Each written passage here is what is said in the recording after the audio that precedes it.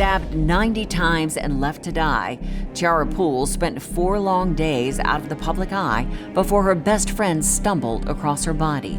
For Tiara, life was over at the age of 22. Based on the way she was killed, police say the murderer was probably someone close to her.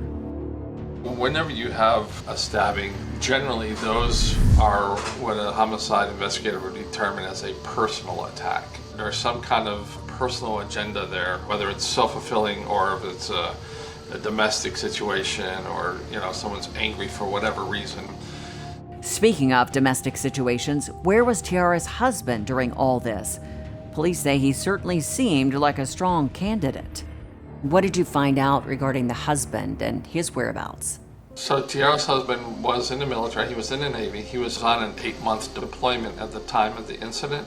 Though investigators didn't know that from the early onset, so they'll get in contact with his command staff to see, if he's been on deployment or did he take leave, did he return home?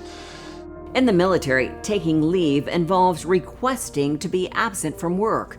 So investigators wanted to know if Tiara's husband had returned home briefly and possibly killed her during that time frame. Not only do they have to figure out that he's on deployment, but they also make sure that he didn't return off of deployment for whatever reason. And so you have to kind of eliminate that as a factor. As detectives peeled back the layers of Tiara Pool's daily life, they learned that her marriage had recently run aground. There were some domestic issues between the two of them to the level of violence, or it was just verbal altercations between them, but they were contemplating separation and divorce.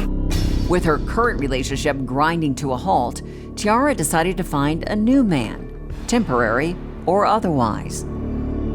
Through the computer check, they learned that she had been on Craigslist and had been conversating with an individual on Craigslist. The Craigslist website was launched during the early days of the internet. It's an online version of the old classified sections in newspapers where people bought and sold items, looked for a place to rent, and even advertised for new romance. So what kind of ad was it that Tiara posted on Craigslist? In her ad that she had posted through Craigslist, she had posted that she was single and was looking to meet somebody new and start making some changes. Police dug through all of the messages on Tiara's phone and computer. You're looking at everyone that she was having conversations with. But it was the Craigslist ad that interested them the most. A few people replied to her ad, but then she kind of narrowed it down to one particular individual. His name was David Sparre. David Sparre lived in Georgia, a little over an hour's drive from Tiara's place in Jacksonville.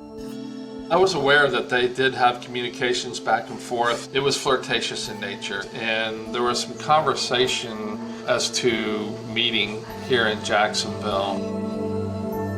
Meanwhile, another key piece of evidence popped up. Someone had left a DNA specimen in Tiara's apartment. They found some unknown male DNA at the scene, and they're going to do everything in their power and use the techniques that are used today to determine who that individual is. The pieces of this puzzle were increasing in number, but nothing was fitting together just yet.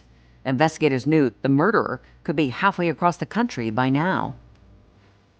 The cliche of you have 48 hours to get to an answer is really not so cliche. Things start falling off the radar as time goes by. People start forgetting. You might have a witness that saw something and just assumed that the police knew it or never called them about it, so it wasn't important to them. So who brutally murdered Tiara Pool and disappeared into the night? Was it her husband, the man from Craigslist, or whoever owned the traces of DNA that were spattered across her apartment? Everybody's a suspect until you can eliminate them definitively.